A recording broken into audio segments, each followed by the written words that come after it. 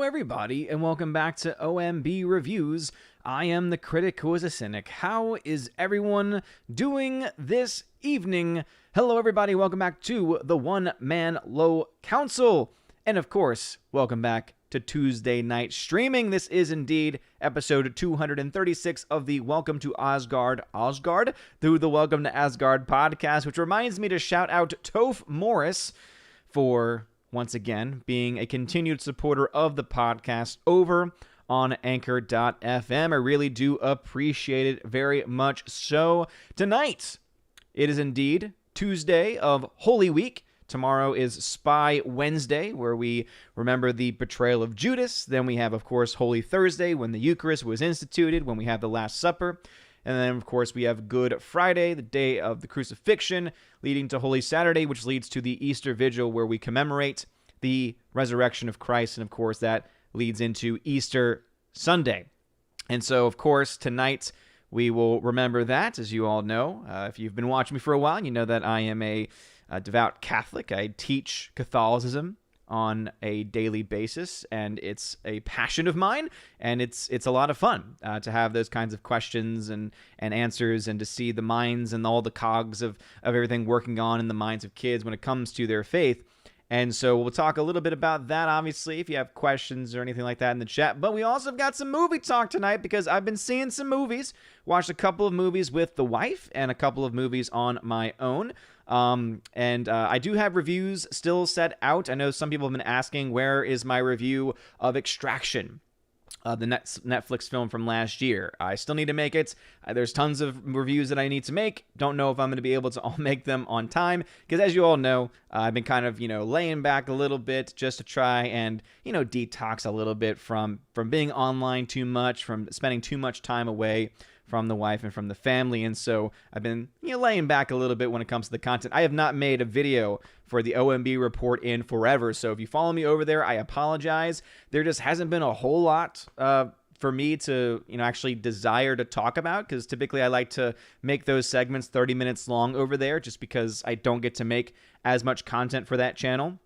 Can barely make content for this channel as it is, which is fine, because again, I do this for fun. And thank you again for everyone who continues to be here twice a week at the very least and support the channel. Of course, it's always a good time for me.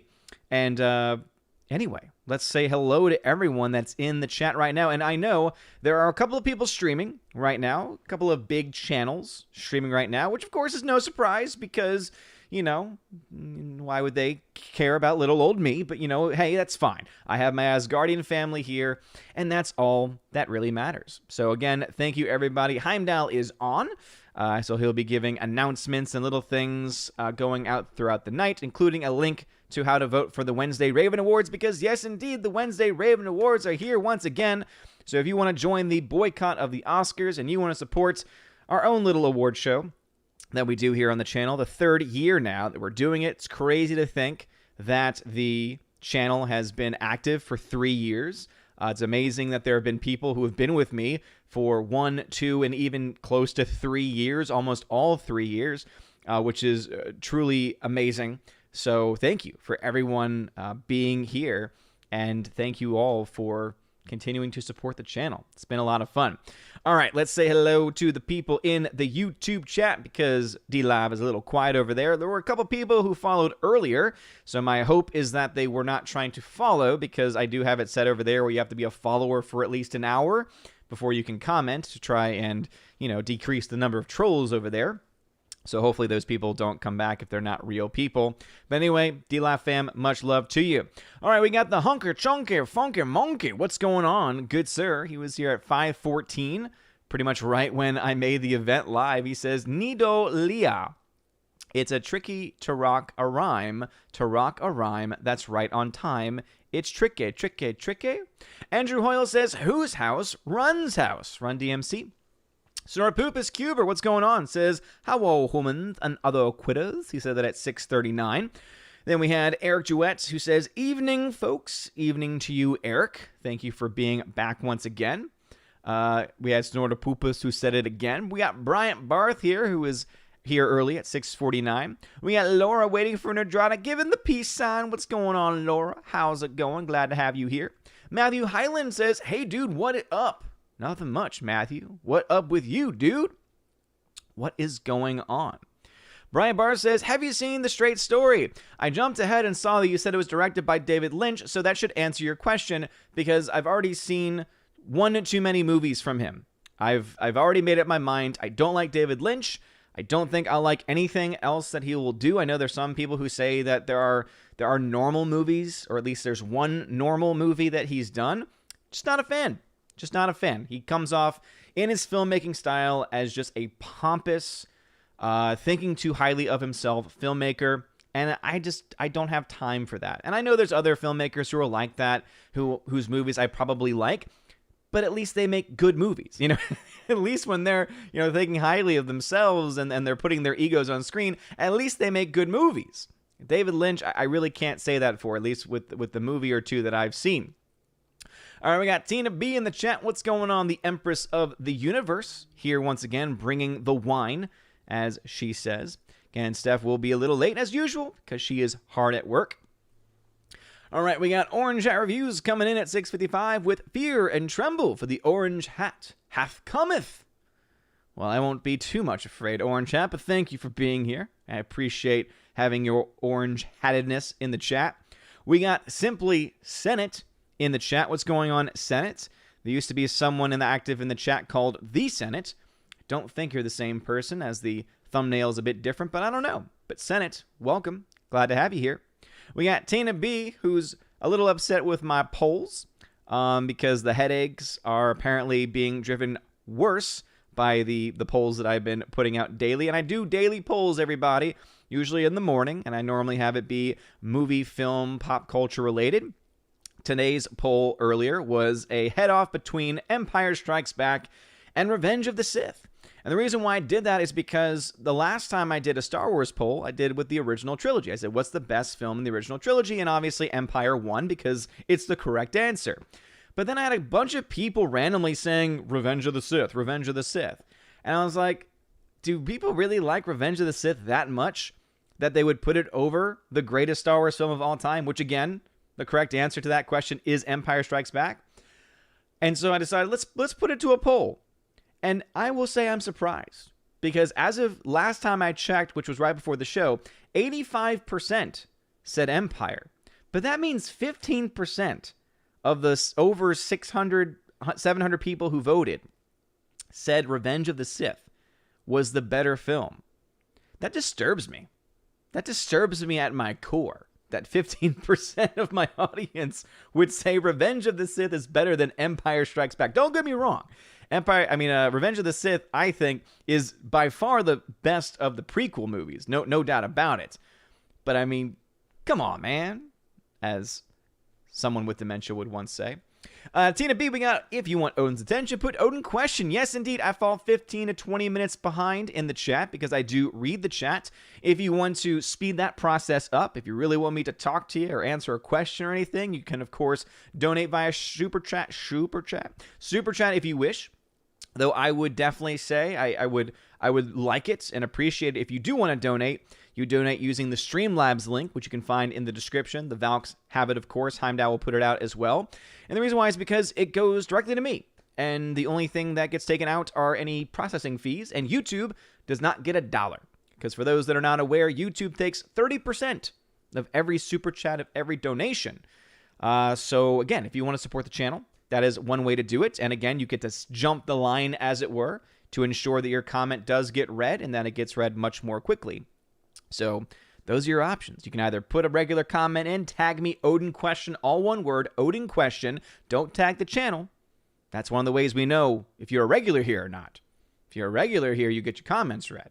And all you got to do is put the little code word, Odin question. No @ symbol needed. Just the letters, Odin question. It'll highlight orange for me, and I'll know who's in the Asgardian club. If you come in here tagging my channel, it tells me, hey, you might be a cool person, but you're not here. You're not here. You're not in the club. And it's very easy to be in the club. The code word is very active for everyone to see. It's one of the easiest clubs to join, to be honest. Oh, man. All right. Pat S. in the chat, what is going on? Glad to have you here. Says, Odin needs to start checking with people, as and Doomcock both have their streams going on right now. Yeah, well, they need to check with me, because I've been streaming on Tuesdays at 7 for years now. Get this in mind. I have been streaming at 7 p.m. for about 2 years now. Because remember, I still call this the one-man low council, but it really doesn't fit that purpose anymore. The way that it used to be was we always had the high council, typically starting around, 8 or 9 Eastern time. And so I said, okay, well, you know what? That might be a good time to stream before the show, right? I don't want to stream during the high council because I like the people on the high council and I don't want to take away any audiences from them. But also, who's going to want to watch me anyway, right? Who like the people that I'm going to have great conversations with are all going to be in the high council, right? This is back in the day when the high council was, it was the OG high council, right? And so I was like, it'd be funny to call myself the low council, right? I'm just the one-man low council here. And it was just fun to do. Anyone wondering why I still call it the low council? Nowadays, it doesn't really serve that purpose. We don't really send people over to the high council because it is still going on. And don't get me wrong, I still like the people that are involved. I've got nothing against anyone in the current high council. It's just not the same. It's just not the same. But anyway, I have actually been streaming at this time on this day for years now. It's crazy to think about. Years I have been at this time slot. Kind of crazy to think about. I may have started it at 6 or 6:30, but I've always been online live. Again, unless those random times happen when I have to cancel because of family or some emergency, which of course happens, it's been very consistent. So I don't know. I don't know what's going on. All right, anyway, we got James. I think that's James Dachier coming in with $1 donation via Streamlabs. Thank you very much, good sir. He says, hey, Odin, have you seen The Land Before Time from 1988? It's a childhood favorite of mine. The very word childhood is the only appropriate word to use when it comes to me talking about that movie, because that movie was my childhood. It was emotional, right? You got to feel the sense of loss. It's an early instructor on loss. You have great characters like Ducky. Yep, which still stick with me to this day. I watched that movie so many times.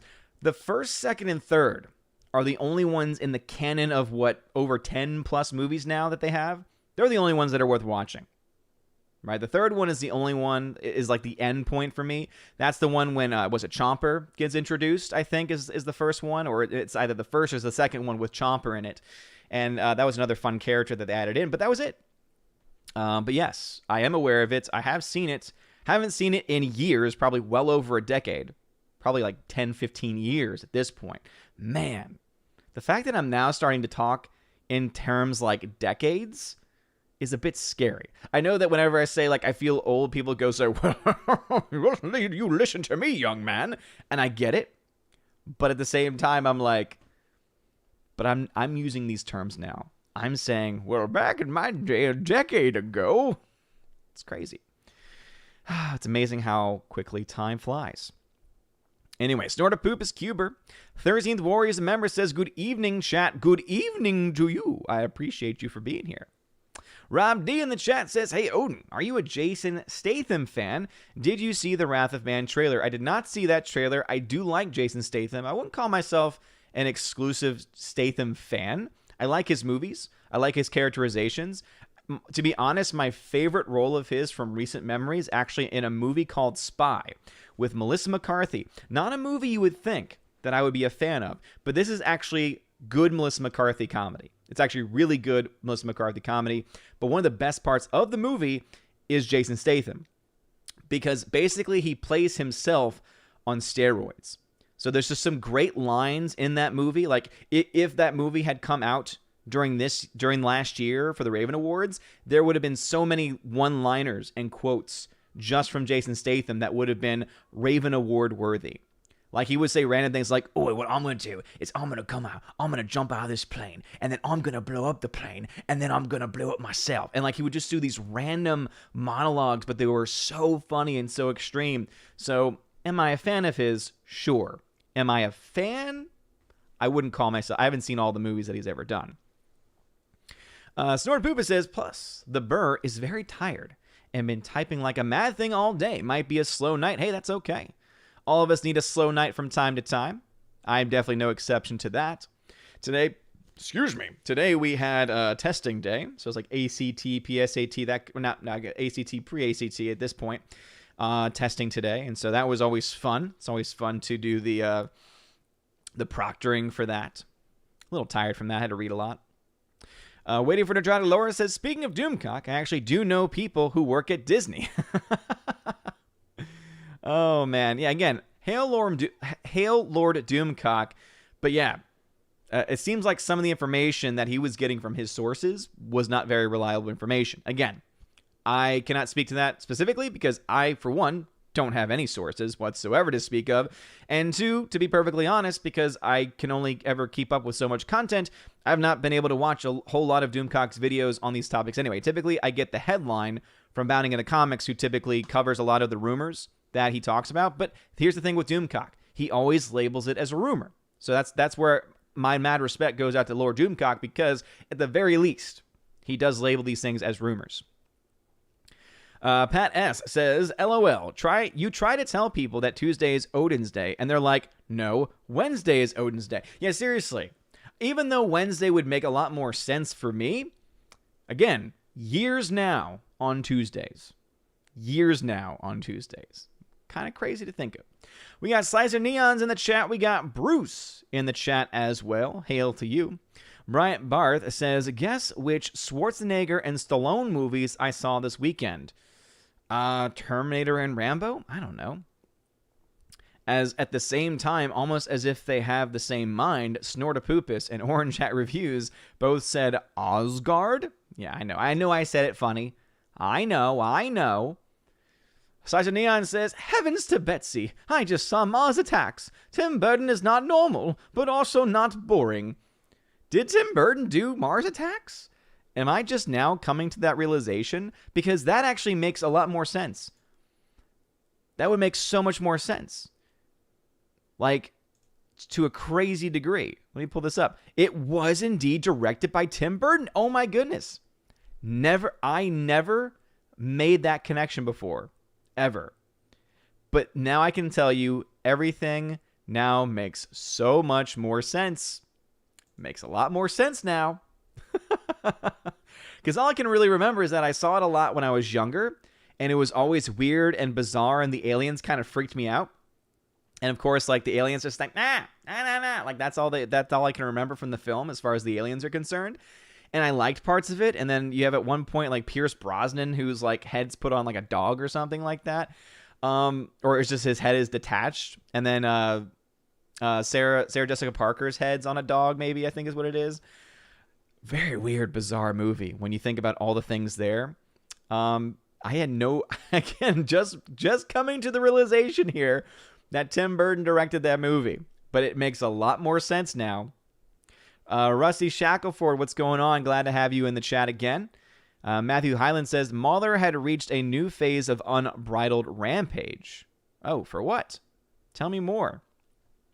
Senate says, did you see a certain DCEU review today? It was long. I did not, but I'm imagining that is what is being referred to by Matthew. Did Mauler put out a really bad negative review for the Snyder Cut? Because if he did, I mean, or if it's just for the DCEU in general, I think it's well warranted. Just another red shirt. Hail to you, Rosie G12. Hail to you. Hope that your brother had a great birthday on Saturday. Michael Skewiff in the chat. Inflame Wood, long time, brother. What's going on? Thank you for continuing to support the show. Orange Eye Reviews says, Odin, if you try any political videos, they may kick you off YouTube. Look what they did to Crowder. That's all I will say on that. Orange Hat, have you not been following my own travails? They demonetized my channel.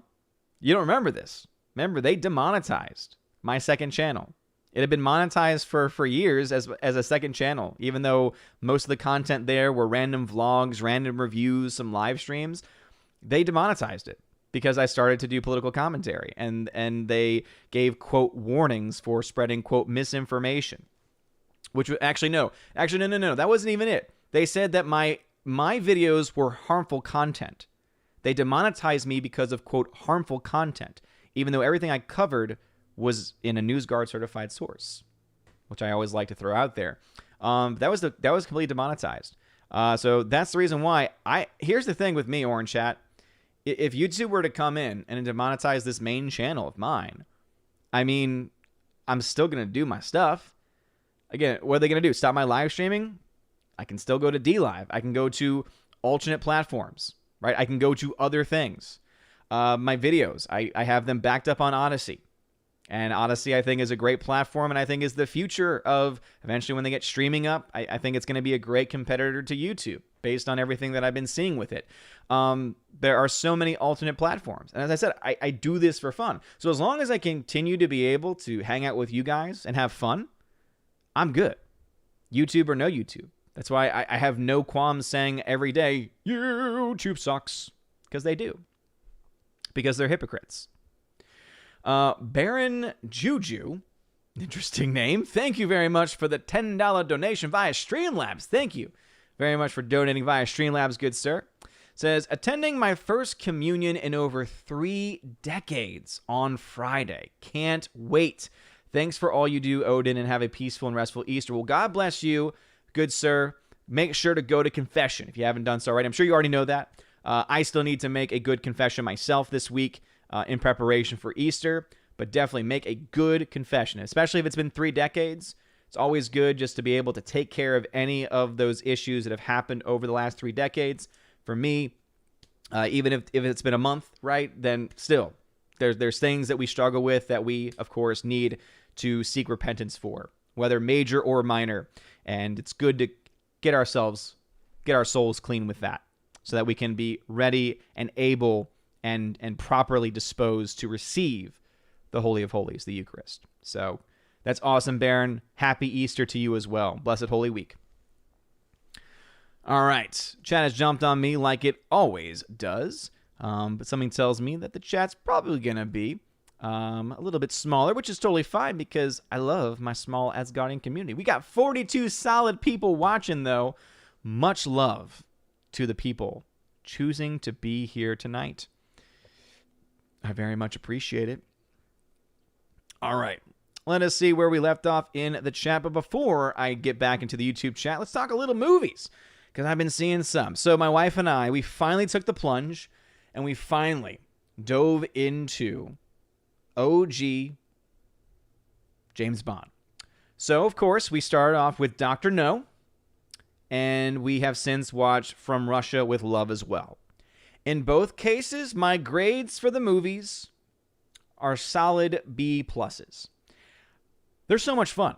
I mean, they are honestly so much more fun than I thought that they would be. And I don't know why. I always thought, hey, maybe I'll like certain aspects of nostalgia and things like that. I didn't think that I would find myself like actually really enjoying it like in a very direct way. The way that I have been. I'm not trying to say that I thought that they were bad movies. I just thought, hey, maybe they'll... Because how sometimes y'all recommend movies and then there's just something that's off about them because of the time in which they were made. And obviously there's that disconnect there. I haven't really been feeling that so far with these earlier movies. They've just been really, really funny and entertaining and also really well done too. I mean, a lot of great visual effects, a lot of stunt work, really well done stunt work, some great car stuff. Especially in the first movie in comparison to the second, but still a lot of really cool stuff nonetheless. And I just really found myself enjoying all of the framings of the shots. I found myself enjoying the acting in the films. Obviously, a lot of it is a bit cheesy, but it works for what the movie is trying to be. I found myself enjoying the stories that were being told. Obviously, there's that bit of, James Bond and his women, right? The Bond girls, right? And obviously, as you all know, for me, I am, I am one who does not like having those kinds of things in movies because I definitely do think that it leads people down a bad, dangerous road. Again, that's the kind of the religion theology teacher coming out in me whenever I see movies and that kind of stuff is portrayed there. But I think it's done in as classy as a way as it possibly can be. And so overall, we've been enjoying them, and it's been a lot of fun. So again, Dr. No, From Russia with Love. I also love how the films are connected. Like in my head, I always thought that maybe they would be disconnected in a certain way, and there would there wouldn't be any connections that I could make. But they are very much directly connected together. They have plot lines that go from the first to the second movie, and I'm imagining that I'm going to see that consistent plot line go through.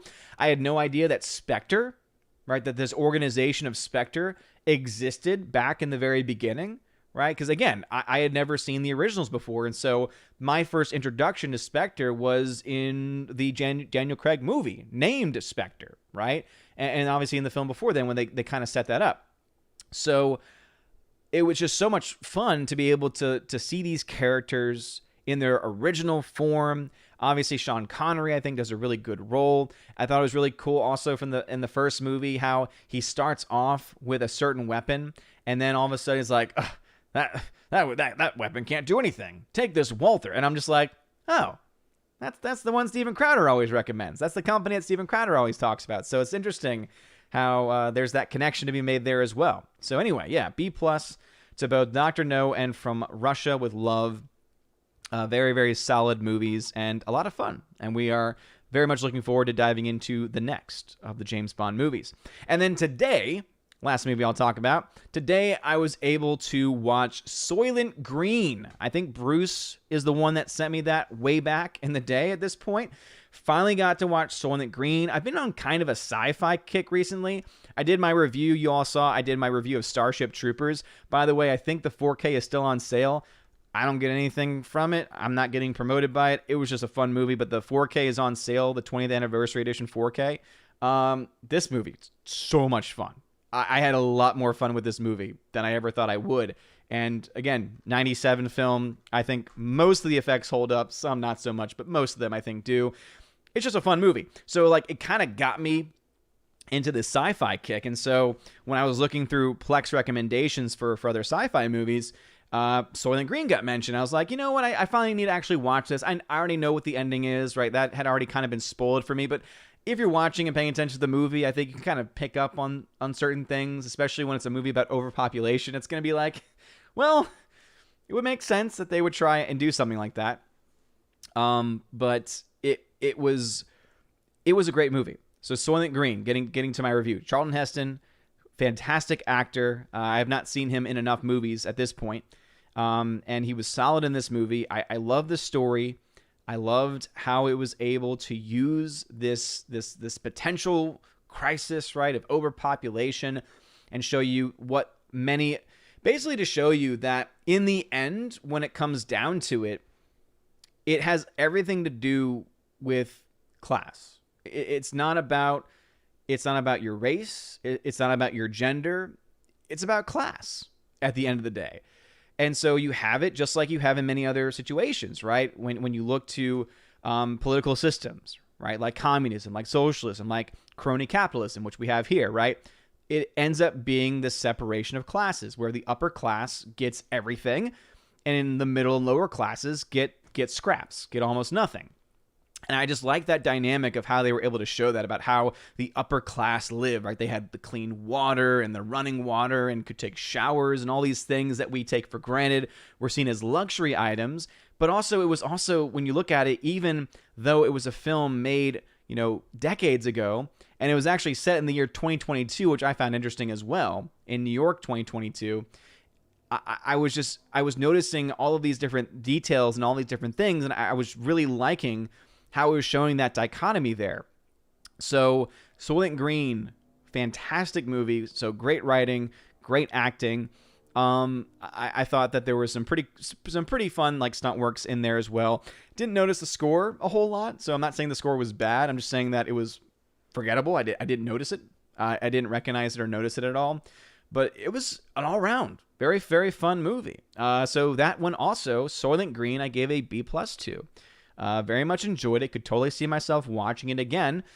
And that ending, that revelation, very, very fun. All right, back to the chat now. We got Eric Jouet who says, Mars Attacks is a hidden gem of a movie. In many ways, yes. I think the further I look, like the further I get removed from having seen it, the more bizarre it is. And again, I haven't seen it in probably that film too. I probably haven't seen that in well over a decade. But man, crazy stuff. Pat S says, is tomorrow an all classes mass? I was the last all boys class at De La Salle, and Wednesday before Easter we would have to wear a tie and watch the Holy Name of Jesus for school-wide mass. Not here in Tennessee. No, we had our mass yesterday. So we had mass for Monday of Holy Week. And the reason why is because they had testing today. They had a shortened class schedule tomorrow, and then they have a half day on Holy Thursday. So it was really the only day that they could have mass based on the scheduling and how everything was going on. And so we did not do that. Rusty Shackelford tagged and says, I like you better than the rest. Well, Rusty, thank you, man. I very much appreciate that. Very much appreciate you. Forever Sci-Fi, what's going on? Member on the channel says, hail. Dadman Walking 55 in the chat, what's going on? He says, hello all. Spaghetti is ready and time to watch. Ooh, yes. Enjoy that spaghetti. I hope that you're a part of the spaghetti squad over on Krista's channel. Chris is great. We got just another red shirt in the chat. Super Anime Gamer says, hey, what is up, my dude? What's going on, Super? Brightburn 1985 tag says, did you get a chance to watch and finish WandaVision, or have you moved on to Falcon Winter Soldier already? I did finish it because my wife was watching the series, and so I decided to watch the rest of it with her. And I already gave my opinions on that. In fact, I did a full review of the series. And if you want to check that out, there's a video on here. You can also watch it over on Odyssey or Minds.com if you would rather not support YouTube.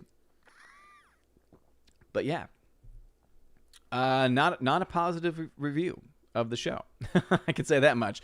And then I have been watching Falcon Winter Soldier because that's one of the topics that we were supposed to talk on a little bit on Friday Night Tights. And obviously we've been distracted, especially last week, with a lot of other things. But Falcon and Winter Soldier, yeah. Here's the thing with Falcon Winter Soldier. There are so many elements that could be an excellent show. It could be an amazing show. Like, it feels like a movie most of the time. And I think it works very well most of the time. But then they throw in these themes and they throw in these very clear political messages. And it just derails it. It just totally derails the episode. So 2 episodes in, and I'm like, I already know exactly where this show is going. I already get and feel the political messaging that they're trying to push. Right? The propaganda they're trying to push through this show. And I'm already sick of it. But there are so many, and I can't take this away. There are so many really good things in it. Like, seriously, I think that there is an amazing... I think there is an amazing sequence in the opening of the show where you have this amazing action sequence showing Falcon doing his thing. And he is a legit hero. Like, it's the best Falcon has ever looked, even compared to the movies. And then the first episode, that ends and it goes on a random tangent about a stupid boat that isn't even ever brought up in the second episode. So it just feels like a waste of time. And again, there's these political elements that are beginning to creep in too. True Pop Culture 7, thank you very much for the super chat. I think that is a £4.99 super chat. If I am wrong on that, I do not know my UK symbols. He says, I made a funny clip of you on my channel called When a Christian Has to Listen to Weeb Talk. Hope you check it out and get a smile. God bless. I have not seen it yet. If I can remember to watch it, I will. Hopefully it's not making too much fun because there was some pretty disturbing discussions going on. And I was legit praying during that stream because of how bad things got, as far as the subject matter is concerned. Anyway, thank you very much for the super chat, man. And other people can check out your channel, True Pop Culture 7. Let's see. Snortapoopus says, my computer blipped just as I was typing the first hello, and I thought it hadn't sent. Thus, the double greeting. Well, no problem at all, good sir. I appreciate it. Sasha Neon says, I hope the rumor of YouTube who sucks disabling their dislike button. What will I do all afternoon without it? Sure, it has nothing to do with the White House channels ratio. I hadn't heard that. Is that a news story going around? Is YouTube considering getting rid of their dislike button? Man, talk about soy behavior. Seriously. Rosie G12 says, Odin, do you have Hitchcock's Notorious? If not, I'm going to send it to you. Would love a review. Rosie, I think you already sent it to me because I do have it. No. Actually, no. Correction. You didn't send it to me. I already had it. Yeah, because as I mentioned, I have a collection that has 3 movies, 3 Hitchcock movies, and one is Notorious. I started to watch it, and I'm going to be honest, Rosie, I wasn't digging it all that much. The editing it is very, very choppy. It's just very quick paced, and it was very hard for me to like get gripped into the story. I was very uninterested in the story. That being said, I'm totally willing, because I know that you really want me to watch it and to review it. I'm totally willing to restart it and give it a fair shot, to give it a fair go. I do also need to fix it on my Plex server because I had just listed it as Notorious, and what Plex does is it just takes the name, like the title, and it tries to compare it to whatever it thinks the correct answer is as far as what movie it is. And so it thinks it's the movie Notorious from like the 2000s, which is about Notorious B.I.G. And it's like, not really. Very different. So now every time I pull up my Plex server, because I started watching the movie, on continue watching, all I see is Notorious B.I.G. And I'm like, that's right, I still need to watch and finish Notorious. So definitely will try and get on that when I can. Rosie G12, but I do have it. James Dachier, thank you for the dollar donation via Streamlabs, says, I got both Bill and Ted movies. Did you see the new one? And if you did, is it worth watching? Well, first off, that's a great pickup of those 2 films. Bill and Ted's Excellent and Bogus Adventures are both great. And one of them was just released for the first time on Blu-ray this past year or 2. And I want to say you can get them on sale for a pretty good price on Blu-ray. So both of those films are fantastic. I have not seen the new one. I've heard very mixed things about it. That's all I've heard. Very mixed things. So I would say if you can get it for like cheap, if you can get it between like $5 and $10, I mean, that's about what the cost of a ticket is on a matinee. So you can get it for that price, watch it, and then if you like it, great, you own it, and no one can ever take it away from you. And if you don't like it, hey, you didn't really spend all that much money on it in the first place, and then you can obviously sell it later and give it away or something like that. All right, let's see. Senate says, same person, different thumbnail. Huh. Well, welcome back, Senate. Matthew Highland says, so what did you vote for? Jurassic Park or Jaws? I voted Jaws. Between those two, I don't vote in my polls. I just like to make them and watch people suffer. It's so funny to read some of the comments on that. But for me, I'd go Jurassic Park. It's simply because of when it was made. I'm a 90s kid. I grew up in the 90s, so Jurassic Park has a lot more meaning to me than Jaws did. However, Jaws absolutely had an impact on my life. I am terrified of open water because of Jaws, even to this very day. But I go with Jurassic Park because it came out during my era. All right, we got Blake St. Clair in the chat. Welcome back, Blake St. Clair. Orange Hair Review says, Odin, how dare you? Making me vote between my 2 favorite Star Wars movies. I cannot participate in that poll. Orange Hat, yes you can, because the only correct answer is Empire Strikes Back. You can enjoy Revenge of the Sith, but if you're going to tell me that Empire Strikes Back isn't a better movie, it's asking which is the better movie. It's not asking which one you enjoy more. It's asking which is the better movie. From an objective standpoint, Empire is better. And if you don't believe me on that one and you want to challenge me on that one, let's compare script to script. Let's compare line to line. Because if you want to talk about dialogue, you will not win. You will not win that battle with me if you're going to defend Revenge of the Sith dialogue. Annie, you're breaking my heart. That's all I need to say. Now again, it's an enjoyable movie. I thoroughly enjoy Revenge of the Sith. But to say that it's better than Empire, come on. Come on, man. Come on, man. Waiting for Nerdrotic says, Revenge of the Sith is my second favorite. You see, that makes sense to me. That makes sense to me. Second favorite. It's the only acceptable answer there.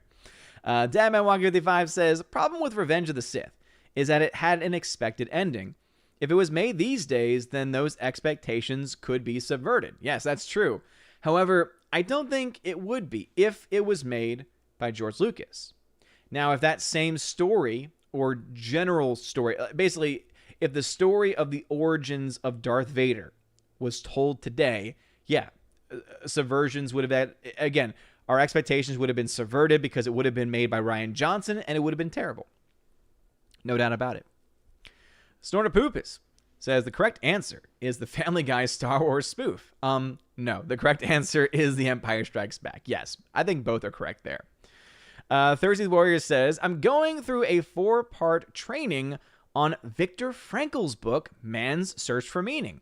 Lots of conversation and thought about meaning, suffering, and our capacity to choose the responses we make. Yes. I had to read that book for a class, and I cannot remember which one. But man, Viktor Frankl's book, Man's Search for Meaning. If you don't know anything about Viktor Frankl, look him up. It's about a Holocaust survivor's perspective on finding meaning in life. Think about that. Someone who believes in God, right? As a Jewish person, Viktor Frankl, like someone who believes in God, believes in the love of God, and yet goes through something as terrible as the Holocaust. And what I love about his perspective is how there's absolutely this mindset of just this challenge to faith. You also have something very similar to Elie Wiesel's, was it Night? Elie Wiesel's Night, where you have a similar story there. And for him, it's a lot more about just the challenge of what it means to go through that kind of event. Let's see. Pat S. says, you have to have kind of a cold heart not to like The Elephant Man. John Merrick is not an animal. He is a human being. Is that another David? I think that's a David Lynch movie. So if that's a reference to that, I'm not saying that I wouldn't like a certain character. I'm just saying I don't like David Lynch as a movie maker. Eric Jewett says, Revenge of the Sith versus Rogue One. Revenge of the Sith, I think it's just more entertaining. Rogue One was one I enjoyed the first time I watched it, until I realized, it did not take me long to realize this, that the only thing I liked about the movie was the Darth Vader scene and the blind monk. Like, the Darth Vader scene and anything with the blind monk was great, was fun. Everything else was mostly forgettable, with mostly forgettable characters. And it still amazes me to this day that we're getting a Cassian Andor series, who is one of the most uninteresting characters in Star Wars canon. The only one who might beat him in being more uninteresting is, the character Geode, who is literally a rock? A rock? Might be less interesting. Might be less interesting than Cassian Andor. But Cassian Andor gets his own series. Explain that one to me. Please explain that one to me. When you could have done an entire series on the blind monk and his friend, both awesome characters, I would have loved to have gotten their backstory. Could have had an entire show with Alan Tudyk's K2SO, another great character. But I will say this much. If you have not been watching Resident Alien on Sci-Fi, I highly recommend it. Resident Alien on Sci-Fi, starring role for Alan Tudyk. It's fantastic. It's absolutely fantastic. Highly recommend it. It's about 8 or 9 episodes in, and my wife and I are watching it together, and we are loving it. All right. Laura says, here's a good poll question. For dinner, Laura should have sushi or Thai food. See, I don't like either of those options. I would have to go with Thai food just because at least it's cooked. Blake St. Clair, I saw that comment. He says, these other streamers better check themselves before they rickety wreck themselves. Agreed, for sure. Snortapoopus says, I have my stream priorities. Here I be. Well, I appreciate it. Tina B says, it's Doomcock's 250,000 sub stream. I saw it on my recommendation, so he's got a right to do a special stream. Not sure why Az is streaming. I don't care. It's the real BBC today, I think. So I thought it was him and Gary. But I thought it was also on a different day. So maybe he's just doing a random stream himself. I assumed it was the real BBC because I thought I had seen a thumbnail for it earlier, but maybe it's not. Yeah, again, that's an awesome thing for Doomcock, but again, Doomcock, you have 250,000 subscribers, man. I feel like you're doing a celebration stream every month now, which is awesome, which is great. Send some of them my way. I'm kidding. I like my people here. Michael Skewev says, Revenge of the Sith is better than The Force Awakens, The Last Jedi, and Rise of Thingy combined. Oh, yeah. No doubt about it. No doubt about it. Bryant Barth says, I watch Junior and stop, or my mom will shoot. I'm assuming that's from a movie that you saw. Frame of reference, context is very important for me. Thursday Warrior says, this is one of the 2 streams I most look forward to weekly, and the chat is one of the reasons why. The other is Viva Barnes. Yes, I would say this is one of the best chats in the business. One of the best chats because we got 2 of the best mods in the business, my Valkyrie, Tina, and Steph. And also, we've just got great people with great conversations. And it's slow, and it's chill, and you don't have just a bunch of random people saying a bunch of random things. And again, I think that there's some really cool people in a lot of these other chats that I'm in, where there's a lot more people watching. There's a lot of really cool people in there. But unfortunately, a lot of them just get drowned out because there's just too many people watching, which is, again, is a good thing, right? I'm glad to be on a show that is seeing consistent growth and is becoming the go-to show on Fridays for a lot of people. It's a lot of fun to be a part of that. But there is a time and there's a place also for these chiller streams as well. So again, thank you everyone for being here. I always appreciate it. Evan S., what's going on, man? Says, another 24 hours until I can eat. Orthodox fasting this year has been an interesting experience. Wow, okay, nice, dude. Yeah, I've always thought about doing an old school fast. So either doing like an Eastern Orthodox fast or doing a pre-Vatican II fast. Obviously, there's like a couple different kinds of pre-Vatican II fast. I think Dr. Taylor Marshall has done great breakdowns on the different kind of fasts that exist. And that's something that I need to work up to.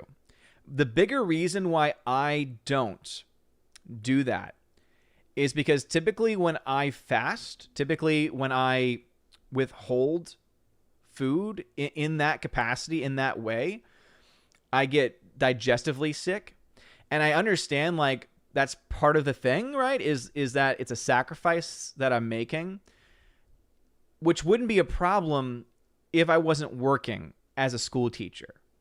And that's where it becomes tricky, because it's, do I risk getting sick during the middle of class where something really bad can happen in the middle of class? Because again, my digestion tract gets destroyed just from Ash Wednesday alone, from the fasting on Ash Wednesday. My stomach gets messed up. There's just something about it. And I know that's probably because my body is used to it. And if I trained my body like beforehand, like basically if I use Septuagesima, which for those that don't know, in the old calendar, there was a 3-week period of preparation for Lent, which makes a lot of sense. You don't just jump into a 40-day period of fasting and abstinence, right? So it starts off with a Sunday called Septuagesima, which just means the 70th day before the resurrection. So, I mean, if I ever was going to do it, I'd probably start with Septuagesima and start small, right? Trying to train my body to be ready for it. But that's one of the reasons why I've been more hesitant with it, to be honest. Eric Duet says, where is that Streamlabs link? Well, Heimdall or my Valk should be posting it. Also, you can find it in the description of the video, if I'm not mistaken. It should say donate here, and it's streamlabs.com, and that's the Streamlabs link.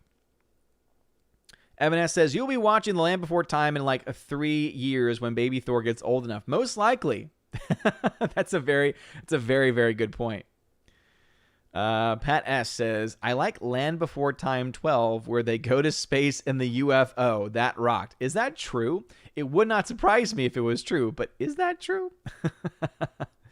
Slicer Neons then says, All Father, more like Old Father. Well, you know, one day I'll be as old as Gary, and then I'll be starting to lose my teeth. CW Trixie says, we know you want to find some tree stars in the Great Valley away from the sharp teeth. That whole sentence just brought me back tree stars. I forgot about the tree stars. And Sharp Tooth. Oh, man. That's fun. And if you ask it, it will be posted. So the link was posted at 7:13 in the chat. Heimdall posted. It says, help Odin continue his work by donating here. Streamlabs.com/Odin's movie blog. So I guess I can let y'all know that too. If you want to donate and you don't want YouTube to get anything, streamlabs.com/Odin's movie blog. And it gives you some options there. All right, let us see. Phonemo over on DLive. Finally, some DLive people talking. Phonemo says, we get to go mask-free mass on Easter Sunday. Phonemo. That's awesome. Phonemo, whoever your bishop is, let me know. Because that is an awesome bishop. There are too many cowardly, feckless bishops right now in the United States. And for anyone that's unaware, I think it's Canon 212. Allows us, within charity, obviously, this is out of love for the church. This is out of love for the souls of these men who are our bishops. They're cowards. And this is a time in the church when we need strong leadership, when we need true shepherds to guide us, instead of cowering in fear. This opportunity was the perfect time for the bishops to stand up and say no to the world, to say no to the fear.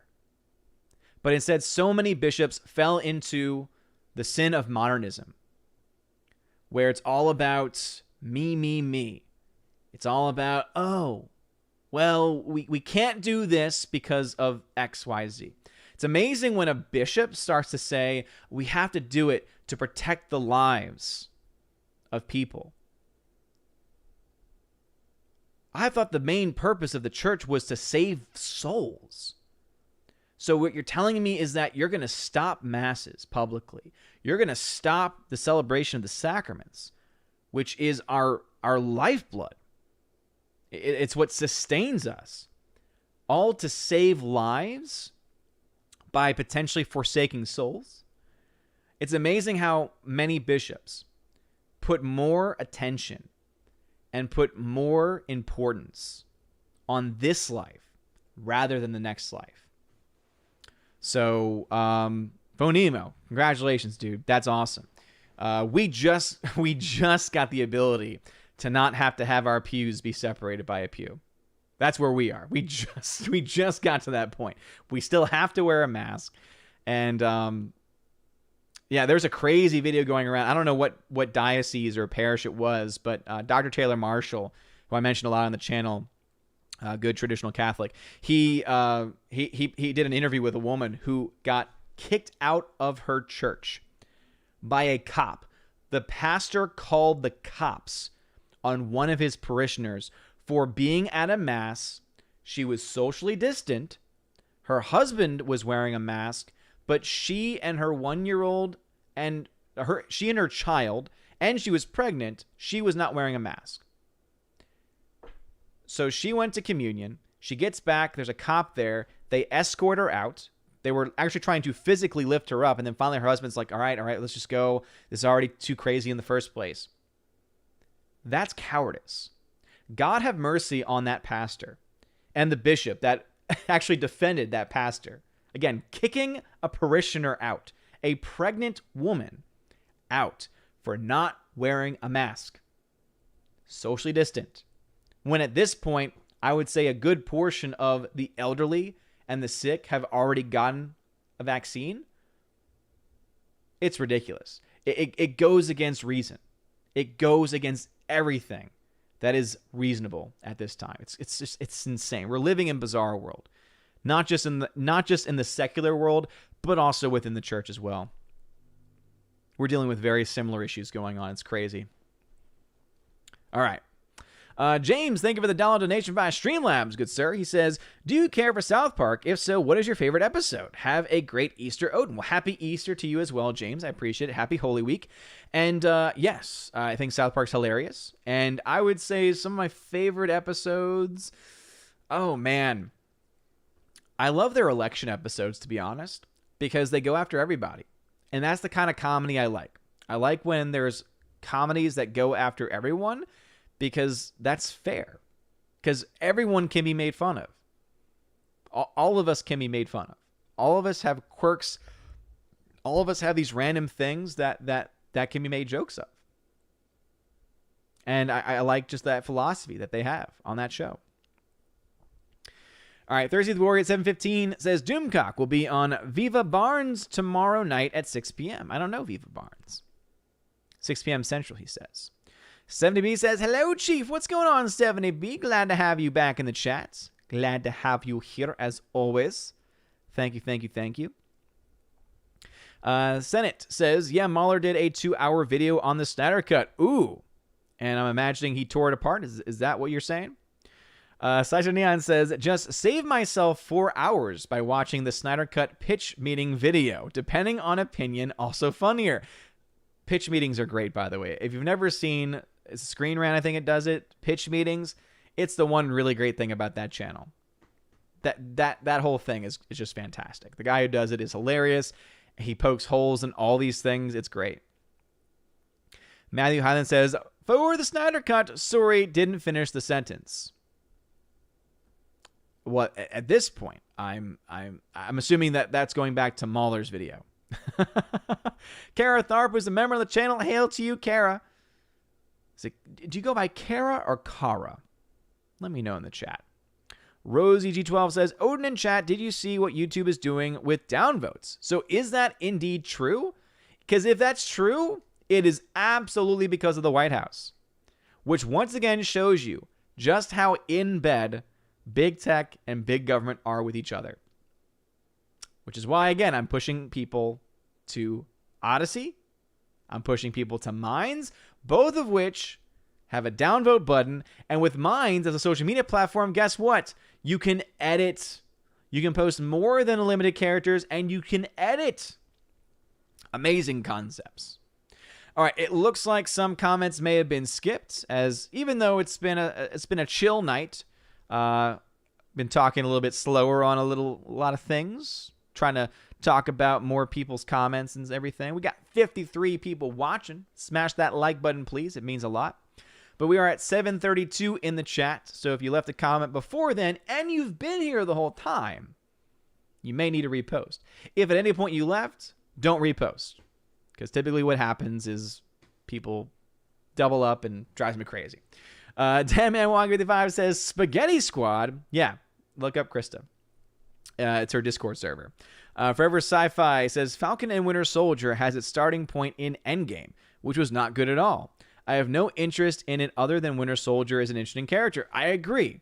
The show really should have been about the Winter Soldier because he is the only really interesting part. But I will say, I think Falcon is a really, in that first episode, in that first action sequence, you want to support Falcon because of just how awesome of a scene it is. And then to destroy it by having this whole our father's boat, our father's legacy. Oh, are you not giving me a loan because of this? No, it's not because of that. And then the second episode, oh, 2 white cops. Oh, is this person bothering you? Oh, look who... This, again, there are pieces of a great show in it. And then it just goes off the rails with nonsense. Oh, man. Eric Jouette says, Falcon Winter Soldier wastes too much time trying to honor other superheroes instead of building up the two they have on screen. That's another great point. Pat S says, Rick and Morty Season 5 trailer dropped today. New season starts June 10th. We have Solar Opposite Season 2 to hold us over. I don't watch either, to be honest. Tina B says, or they will hide the dislike button. Got to protect Disney, Lucasfilm, the Oscars, and Warner Brothers for the deserved hate. No. They've got to protect Joe Biden, the White House. Again, big tech, big Hollywood, big government. They're all in the same club, and you and I ain't in it, as George Carlin famously said. Soul Assassin says, yeah, YouTube made a post about getting rid of the dislike button probably because of all the Star Wars hate. As I said, I think there's something else to it. Forever Sci-Fi, all the MSM Biden stories get downvoted to hell, so I can see why YouTube has been told to hide that. The MSM is already suffering with that orange man to hate on. I agree. Hardwick says the straight story isn't like David Lynch's other movies. It's very normal, for lack of a better way of putting it. Yeah, and Hardwick, welcome to the show, good sir. And I had mentioned back a while ago, though, at this point, I've become so soured on him, though, I just don't even want to try. I just don't even want to watch it. We got Father Christopher Miller. Hail, Father. Welcome to the chat. Matt Hess says, as attributes it in a new video to Disney Kathleen Kennedy calling Google YouTube to enable comments changes. I could see Disney having a voice in this, but as I said, I think it's coming from both big Hollywood and big government. Big media as well.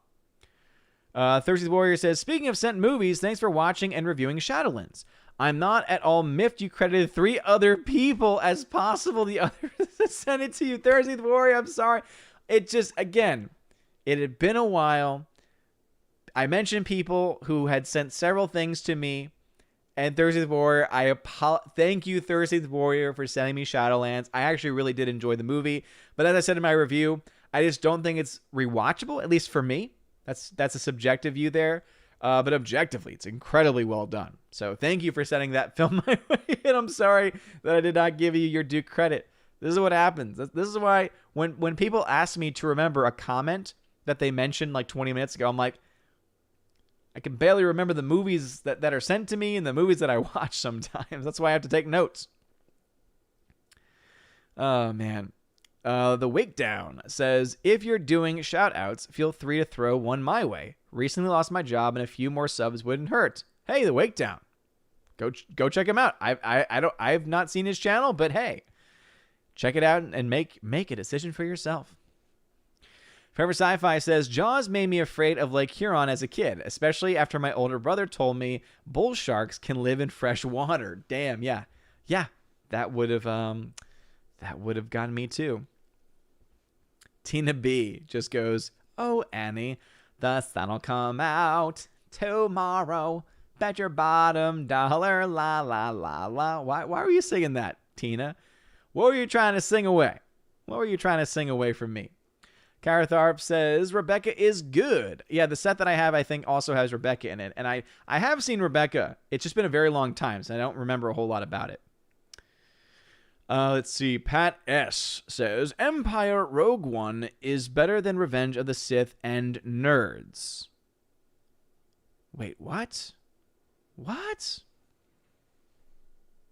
That didn't make a whole lot of sense. Soul Assassin, what's going on? Snorter Poopa says, I have a confession. I never saw any of the Jurassic movies, having lived through the Jurassic period. Oh, Snorter Poopus, you're so funny. Rosie G12. Thank you. Rosie, thank you so much. Dropping a $25 super chat. And says, Odin and chat, I hope everyone has a blessed and beautiful Easter. Well, Rosie, I hope you have a great Holy Week. Again, Spy Wednesday tomorrow. Easter Triduum starts on Holy Thursday. Thank you very much, Rosie G12, for being a supporter on the channel and in many different ways. So seriously, you're thebomb.com. And I really do appreciate that super chat. Thank you.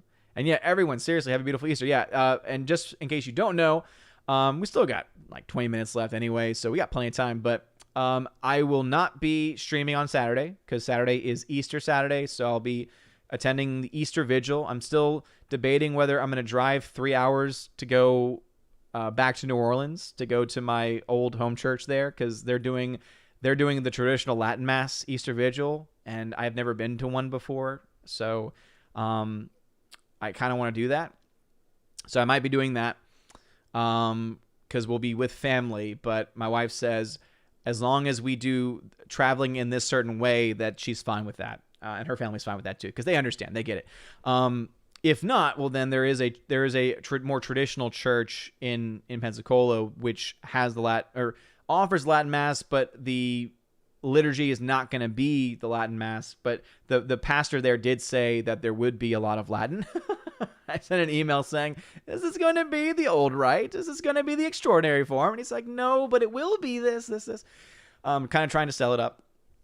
So at the very least, I have that just in case. So I will not be streaming on Saturday, and there's a good chance I will not be on Friday Night Tights because I'll be traveling. earlier in the day and be spending time with wife and her family.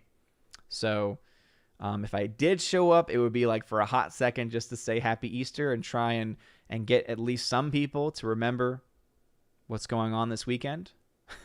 Just that little bit of evangelization that I could try and push through when I can. But I don't know if I'll be able to pull that off or not. So, all right. But Rosie, thank you so much. I appreciate it. Let's see. Pat S says, Cassian Andor has a cool robot. Yeah, K2SO, great character. Rosie G12 at 742 says, how do you know when you're out of ideas? You make a character a rock. Yeah, seriously. You make a character a rock. Karatharp says, I love the first Jurassic Park. Never seen the second one. Have seen the third. Do not like it or Jurassic World. I recommend Lost World. I like the second Jurassic Park. We talked about this last stream. I like it a lot.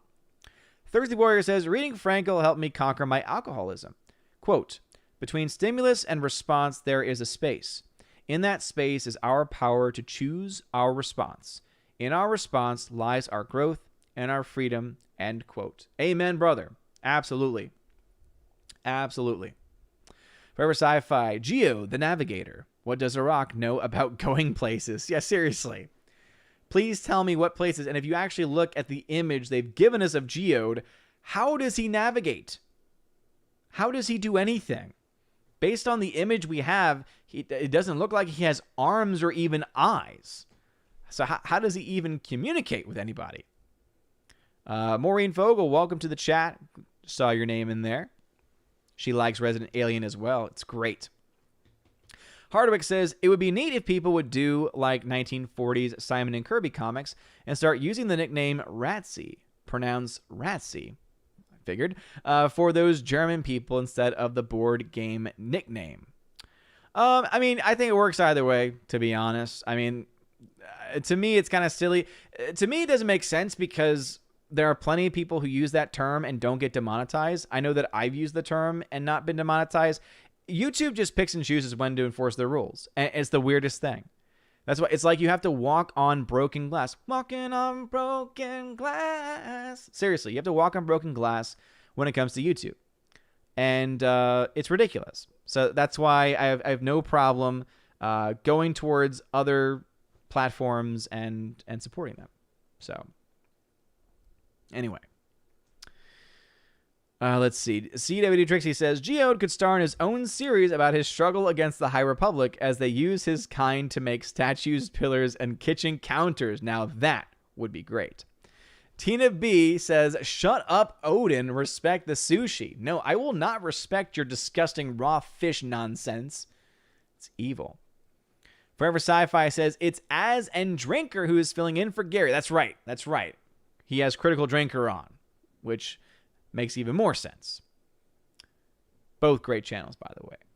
Air Duet says, I will say again, Geode was really an April Fool's Day prank that was accidentally leaked too early, and Disney had to make it canon to cover for themselves. Here's the thing. Glad that you mentioned canon, Eric Duet. Think about that for a second. Eric, think about it. Geode, a rock, is canon. But when you talk about Star Wars Legends, not canon. Just let that sink in for a second. Think about any of the amazing characters that you love from the Star Wars Legends novels. Not canon. Geode, a rock, canon. Crazy. Snortapoopus says, Charlie Brown, I got a rock. Lucy, that's Snoopy's new navigator. Yeah, I think Gary is on the road, Tina. Super says, Real BBC is every other Tuesday, soon to be every Tuesday. It's usually earlier, but Critical Drinker is subbing for Gary, and he could only do later. Yeah. Normally, they're like getting closer to the end of the stream, which is why typically there's people who can come over after. But obviously right now, it's just like we're competing. Super says, Mahler is also premiered his Unbridled Rampage for the Snyder Cut a couple hours ago that just ended. Yeah, so apparently it's 2 hours. So if you want to save time watching the 4-hour Snyder Cut, which, again, I gave a C+ to, so I actually gave it a much more positive rating than I ever thought that I would, but it's still not a good movie. I wouldn't say that it's good. I wouldn't recommend it to people.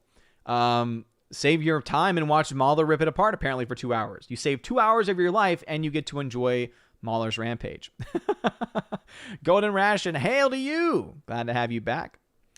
Orange Chat Review says, Odin, you want to know why this chat is so awesome? It's because you have cookies. Mic drop. This is true. I do offer the free digital cookie currency. I do. It's what you can build up over time, of course, for giveaways I do on the channel. Have to do one again soon. Speaking of which, I see that the D-Lab fam is not here, but J-Rod the Beer Guru and Fast RXN, you won the recent giveaway. And I let you know on Subscribestar, at least in the post, but you haven't responded back. So please check the post, email me, or even better, DM me on the Discord server so I can send you your prize. For more information, see the post. Let us see here.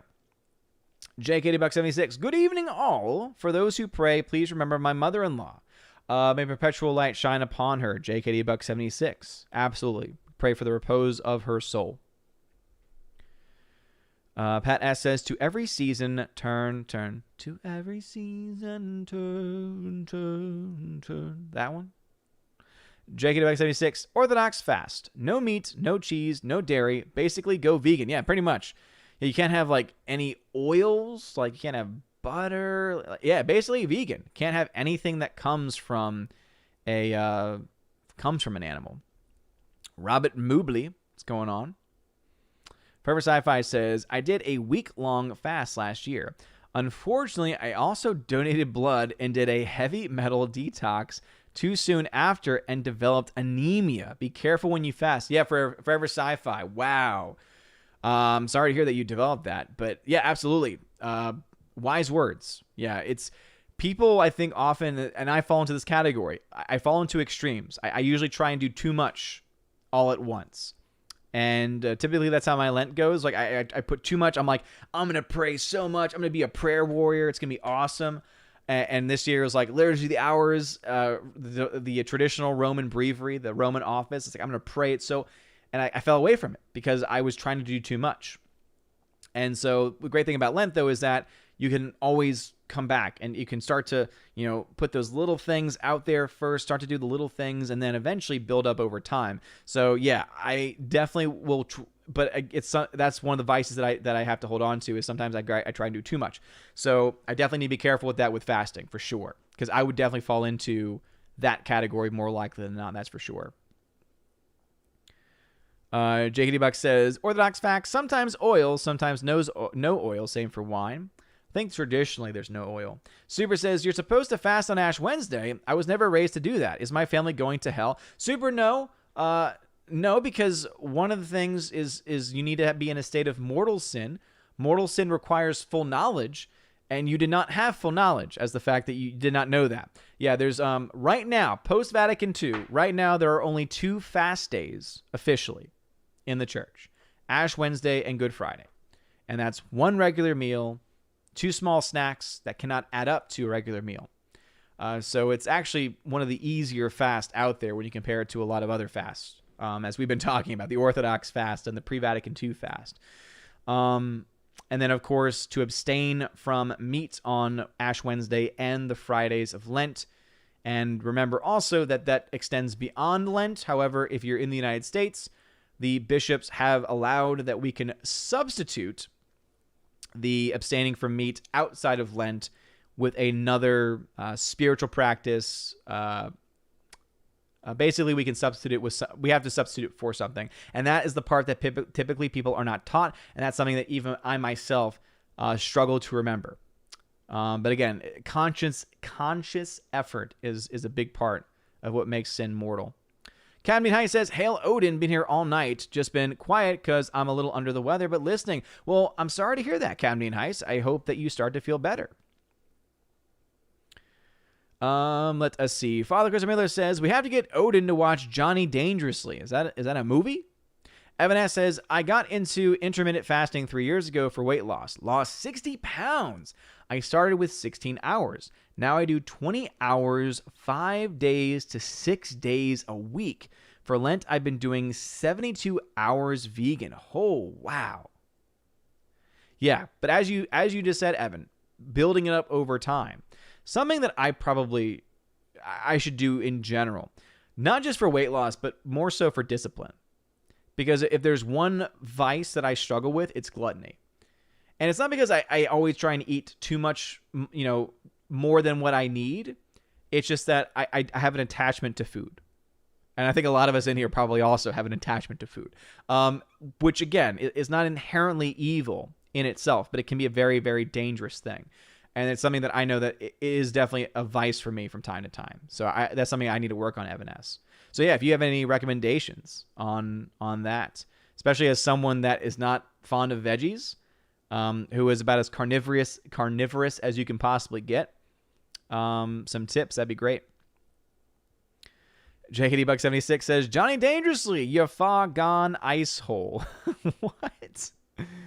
Oh man. Orange Arrow Reviews says, I almost thought I heard feckless bishops in a totally different way. Okay, I don't know. I don't know what you said. Father says, quoting canon law, is that pre-83 code? Oh, Father. No. That would be current code of canon law.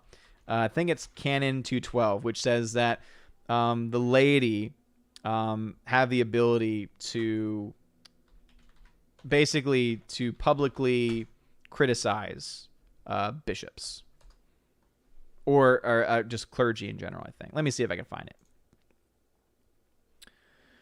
Canon 212.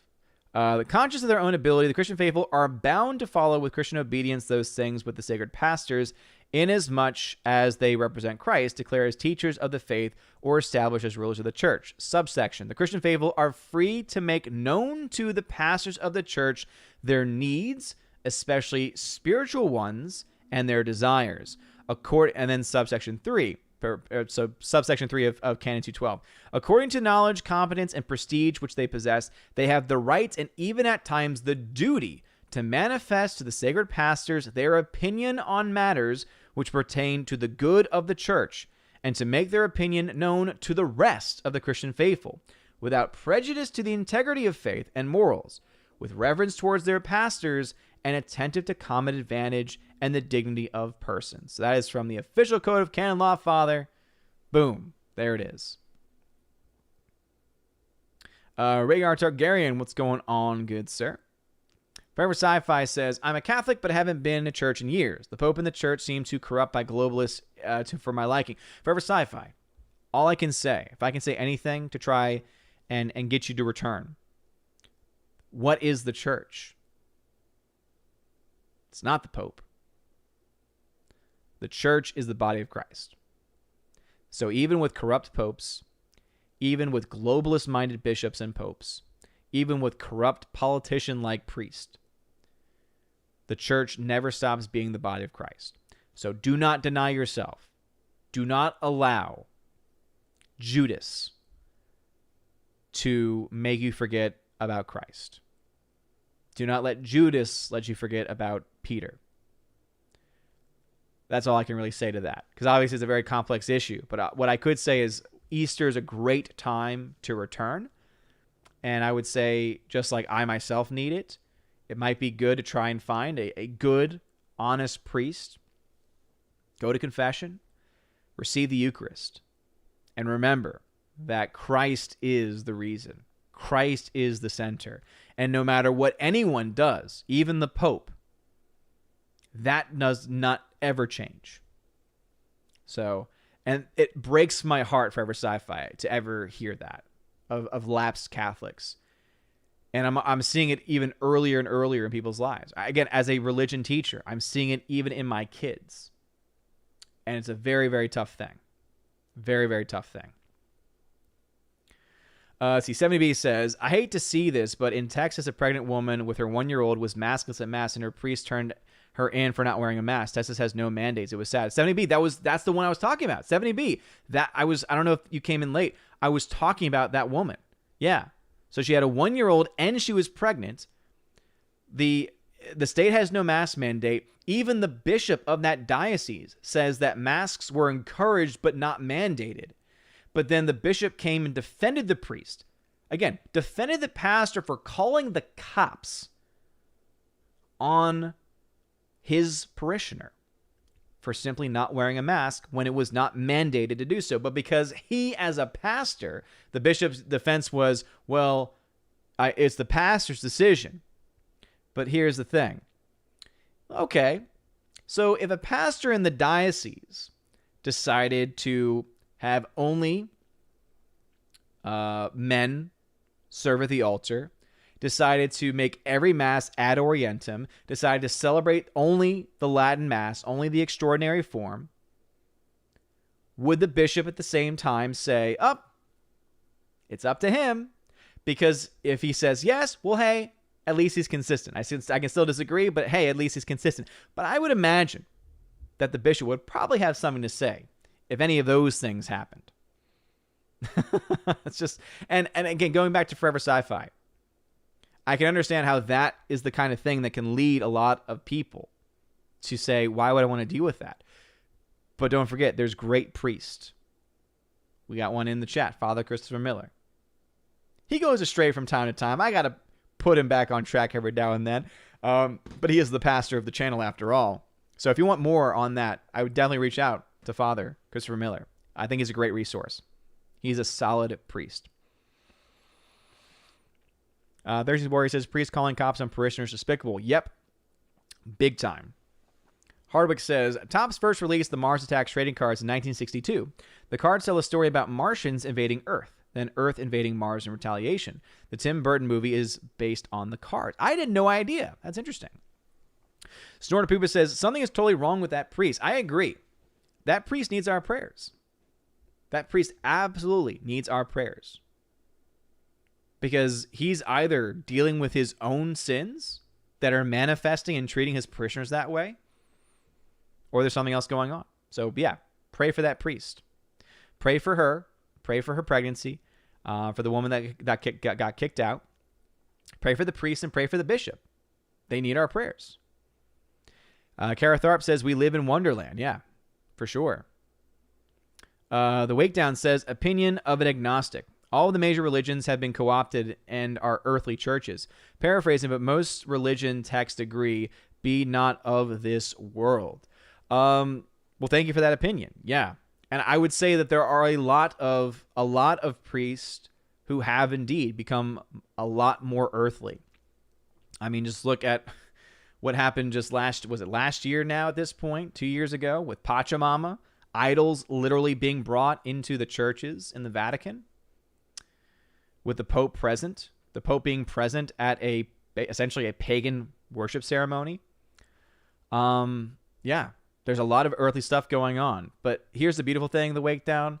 There is also a huge movement back to the spiritual going on right now in the Catholic Church.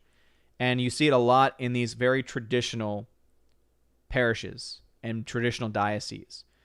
There's a huge wave of people joining extraordinary form, which is the Latin Mass, the traditional Mass before Vatican II.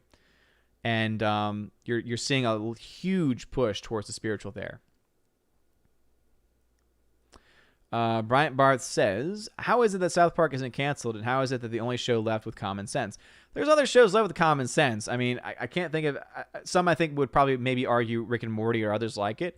How is it that it's not canceled? Because they go after everybody. And do not be surprised if they try and cancel them. They're going after everyone. Sonora Poopa says, I'm sorry, ma'am. You can't stay in the stable without a mask. Yeah, seriously. Seriously. All right. We got about 7 minutes left. So I'm going to have to switch to members-only comments in a bit.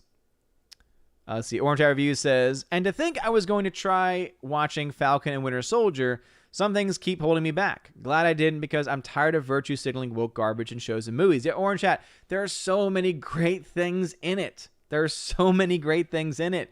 But then there's these moments where you're just like taken out of it for nonsense. The Wakedown says the White House is catching flack as well for their rebranding of the Biden administration to the Biden-Harris administration. Wonder what it'll be next month. Well, I honestly think that in a year or two, I think Biden will step down. That's what I personally think is going to happen. Dadman155 says, Soylent Green. Years ago, when driving through a small nearby town, you would pass X family funeral home, and then when leaving the town, pass by X family restaurant. Ooh, it's people. Tina B, you were all talking about Oh Annie, as in Anakin, so I was singing Tomorrow. Oh, okay. No, Annie the musical is different. I've talked about that before. Rob D, Odin, one of these days you will own a copy of every movie ever made. You might need a storage unit or two. Yeah, so I've got a giant wall of movies over here, which is already running out. So I'm eventually going to need another one there. And then I have 50 terabytes of storage. 40 terabytes actually available just because of the way the storage backup works. It allows for one of the disks to fail essentially and for the data to be saved and preserved. And of that 40 terabytes, I have maybe about 10 terabytes or so left. So I've got about 30 terabytes. And that's just because I digitize my collections to have backups. But yeah, there's probably a good chance. Maybe not every single one because there's some movies I just don't want, but... Mark63366, what's going on? Blake St. Clair says, a little trivia, kind in context. The original story, Jaws, was based on, was about bull sharks attacking people in fresh water. So however you see the story, you aren't safe in any water. Well, yes, thank you for continuing to remind me why I'm terrified. Orange Hat Review says, I must stay awake to 3 a.m. and beyond. I must see the ape and lizard fight as soon as possible. I must getting coffee. Oh, that's right. I forgot. Kong. Oh, man, that's right. That is tomorrow, isn't it? Godzilla versus Kong. I'm glad you're excited, Orange Chat. I'm going to try and watch it tomorrow, I guess. Golden Ration. I wonder how crazy FNT will get without you. They get pretty crazy even with me there. So, Father says, I'll be streaming this Saturday, but it's my Easter vigil. Nice, Father. Snorapoopus, with Odin off and the Valks taking the night off, who is going to babysit an old bear this Saturday? I don't know, man. Could always spend it in a church somewhere. Just saying. Orange Chat, at least we know that Odin knows some good songs. I know some good songs. Jonathan Spencer / Mark II. The rock biter from the Never-Ending Story 1 and 2 was a giant rock and was such a great character. Yes, but it actually had features. This rock, literally the picture that we have of it is it's a rock. No hands, no features. That's the big difference. Damn55 says, my wife keeps telling me not all sushi is raw. I still try to avoid it. Me too. Oh, man, oh, man. Patass says, I had some sushi the other day. I brought it home and cooked it up. It tasted just like fish. I like how you got the sushi to cook it and then eat it. I think there are some people in the chat, Tina probably would be one of them, who would say, that's blasphemy. You don't cook it. You don't cook sushi. Snorapoopus. I haven't seen Mahler that much. Does he give good rage? I won't watch Snyder Cut. I like Mahler. The issue with Mahler is that his videos are too long. I don't have time for it. But no, Mahler gives great rage. He gives great thoughts. He's got great opinions. He is of a similar mind as me, where he looks at movies and shows from an objective versus subjective lens, which I appreciate from him. It's just that it's a 2-hour review. So I mean, my reviews, I think my reviews sometimes are long, and they're like 10, 15 minutes, and then his are hours long. JKD76 says, Odin, she didn't pass, but she got some bad news, but we need some prayers. Oh, okay. Okay, gotcha. I misread that. So still absolutely going to pray for her. All of us need prayers.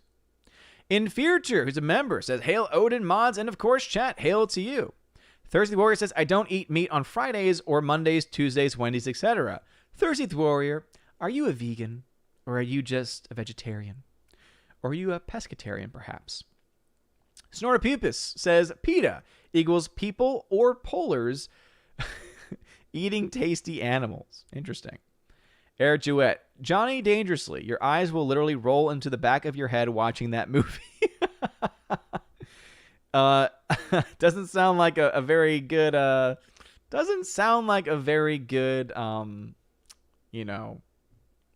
recommendation. All right. We got to wrap things up, so we're going to move to members only now. I do apologize. Tina says, Johnny Dangerously is a gangster spoof movie with Michael Keaton from the 80s. Well, that sounds like fun. Snortapoopa says, I'm an omnomnomivore. Hardwick says, Johnny Dangerously is a Michael Keaton comedy that spoofs 1930s gangsters movies. One of the characters has a foreign accent and swears with expressions like Fargan ice holes. Interesting. And then 70B says, regarding Johnny Dangerously, it's freaking... I see. Interesting.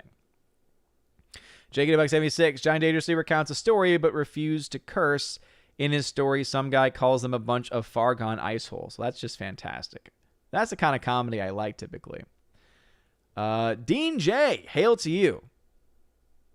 Pat S says, dude, our Archbishop is an okay guy. What bugs me, he bought his office, a $60K SUV to travel around in that only he and his secretary and driver use. When flies, it's in Gail Benson's private jet. Not a good look. Oh, no. Yeah, I mean, well, there's issues with the whole relationship between him and the Bensons. Let's just be honest here, because I think there's, I don't know for sure, but isn't there questions about, wasn't Sir Benson previously married and then got married in the church? And I don't know if an annulment was granted or not.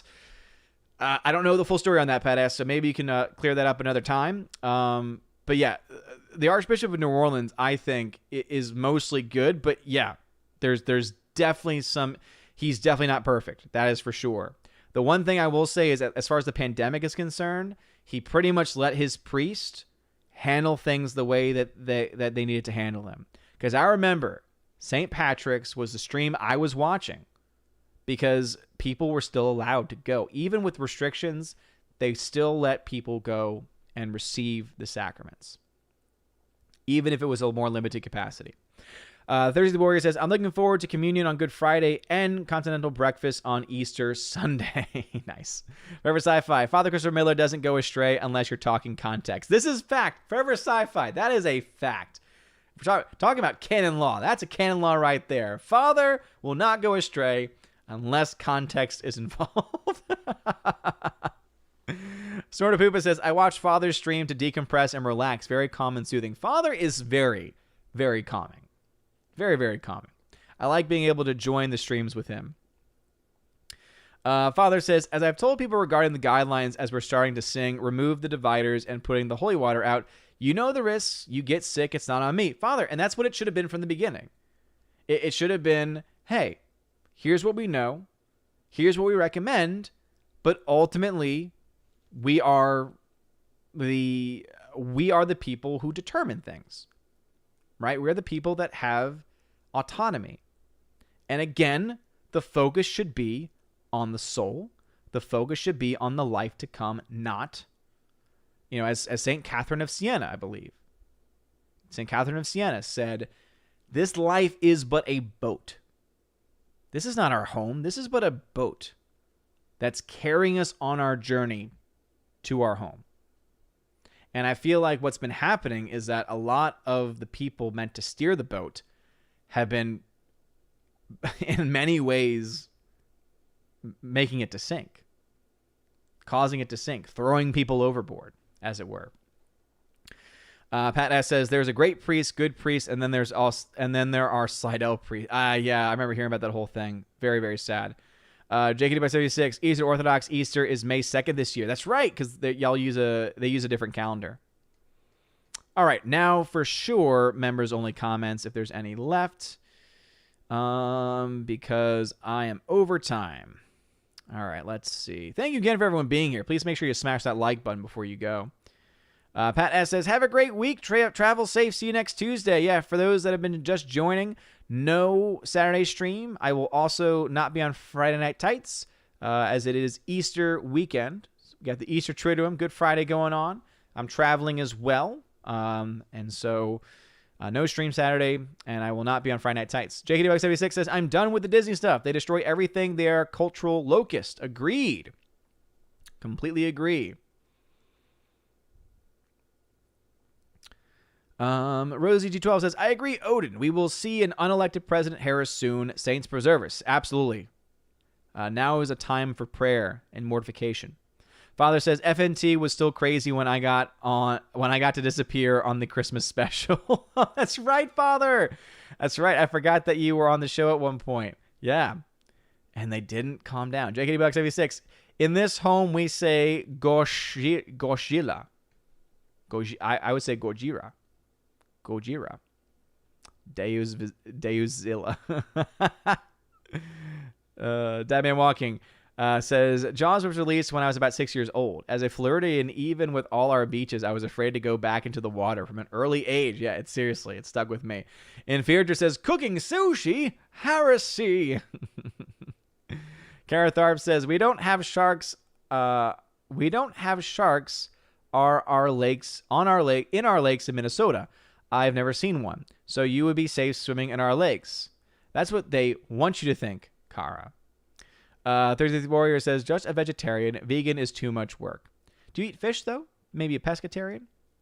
And Fearter says, fun fact, the recent EFAP covering Snyder Cut was actually shorter than the Snyder Cut. Unheard of. Yeah, seriously. Normally, it's about as long as the movie that's covered. But in that case, it was half the time, which I think says everything that you need to know about it. Father says, in Johnny Dangerously, Dom DeLuise plays the Pope. There's a Pope in that movie? This sounds better and better. Eric Jouette says, I had sushi for lunch. Loved every bite. Ugh. Dominic the Writer, welcome to the chats.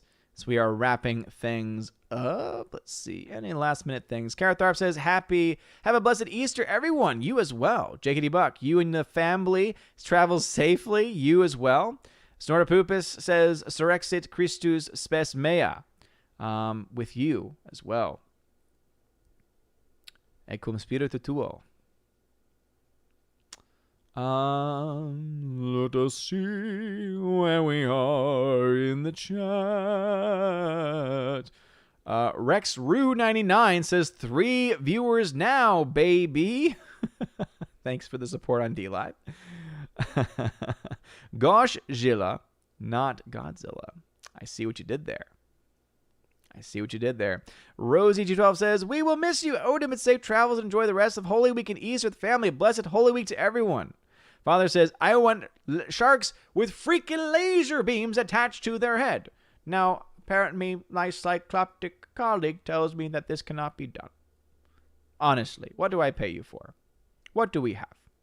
Sea bass. They're mutated sea bass. Inferior, happy Easter, you sexy animals. Happy Easter to you, Inferior. Happy Holy Week. Hardwick says, is it true that the Falcon Winter Soldier referenced that comic story? I don't know because I don't know the comics. So I'll just stop there. Thanatos, you have a good one. Rosie 12, Thursday Warrior, Father Chris Mailer. All right, 70B and Tina B. Thank you for being my Valks. You guys are all amazing people. Thank you very much. DLive, no chest opening tonight. Thank you, though, for supporting and for watching the stream. I appreciate it. For everyone, hope everyone has a blessed Holy Week. Seriously, thank you all very much for your love and support. Sooner Poopus, I haven't studied Latin in years. The only phrase I know is Romanes eunt domus from The Life of Brian. It's a good shout. Good shout. Are they ill-tempered, Stephanie B? Yes. Great movie. Forever Sci-Fi, may God bless you all. Safe travels. Thank you.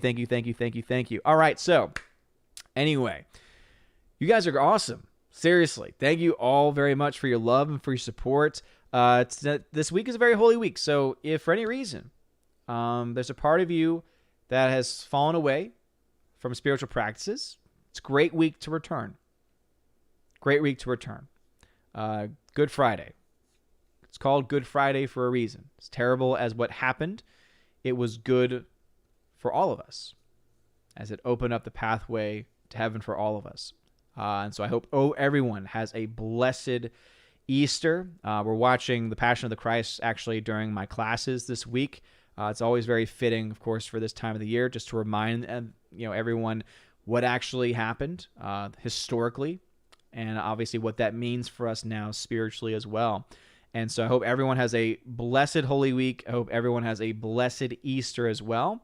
And thank you very, very much As Father says, nothing brings more joy to his heart than hearing a confession from someone who has not done it in ages. So again, if you've not been to confession in a while and you are a member of the Catholic Church, return to confession.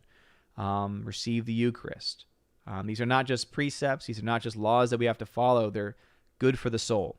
Before I go, though, shout out to some members: Kara Tharp, Eric Jewett, Rich the Savior, Dadman Walking 55, MTAC Shark, Forever Sci-Fi, SEC 2014, Rosie G12, Andrew Hoyle, Eric K, Orange Chat Reviews, Adam Avery, the Bosco 2000, Twirly Wolf, Jay Stowe, and Aiden Vickery. Thank you for being my members on the channel at the Army of Asgard and Keeper of the Bifrost level. Shout out to the D-Live fam. Shout out to Tina and Steph once again, my Valkyries. You guys are amazing. Seriously, happy, blessed Easter to every person watching this stream and who listen to this stream after the fact. You guys are awesome, amazing, beautiful people. I hope you all have a wonderful, wonderful rest of your week. I do need to check something really quick just to make sure that it is the most up-to-date. It seems to be. Anyway, you guys rock. And now for a huge shout out to all of my March. Have a wonderful day. And as always, sorry about that. God bless everybody. And now for a huge shout out to all of my March Patreon members: Andrew Hoyle, Animation Commentator, Brian P, Divex, Enrique Evangelista, Father Christopher Miller, hail to you, Father, Father Damian Cook, Garrett Searles, The Honky Chonky Funky Monkey, Inflamed Wood, Intertrap Productions, Jason Clark, Jacob Juice, Jay, Jeffrey Toon, Jonathan Carney, Laura the Modern Major General Story, Mike Jackson, Mad Mitch Dunaway, Mr. Peabody and his evil twin with the beautiful hair, on to June, Orange Hat Reviews, Out of Step with Reality, Priscilla Hall, Riff Magos, Rosetta Allen, Steve Glasker, Teresa Martin, Theodore Benden, Tina Bojan, and Biffer the Hobbit, and of course the Empress of the Universe, Tina B. Thank you all very much for being my Patreon members. And now a shout out to all of my Subscribe Star members: Stan 4, John B, Perpetual Punster, Mr. Roy, Glinzer, J. Alex McCarthy Jr., Dean Heiss / the new number 2, J-Rod the Beer Guru, Nebanon G. Adams, and ZK-Man, and Fast RXN, and Nosferatu Gatsu. And Dion, thank you all so very much for being my Subscribe Star members, and to everyone who has been supportive of the channel. Of course, a shout out to my YouTube members, and you all know that you get your special perks every single time that we do a live stream, so thank you again for your support. If you want to have your name shouted out at the end of every single live stream and at the end of every single video, please check out the links in the description below to become a Patreon or Subscribe Star member today. You're going to also get access to things at the upper tiers, like a bi-weekly podcast that I do with my friend John the Flick Pick Flickinger. We also, of course, have a Chosen of Valhalla live stream once a month where me and my Chosen come together on this channel to talk about whatever it is that they want to talk about. So anyway, if all that stuff sounds interesting to you, please check out the links below. You guys are amazing, beautiful people. Hope you all have a wonderful day. And as always, God bless.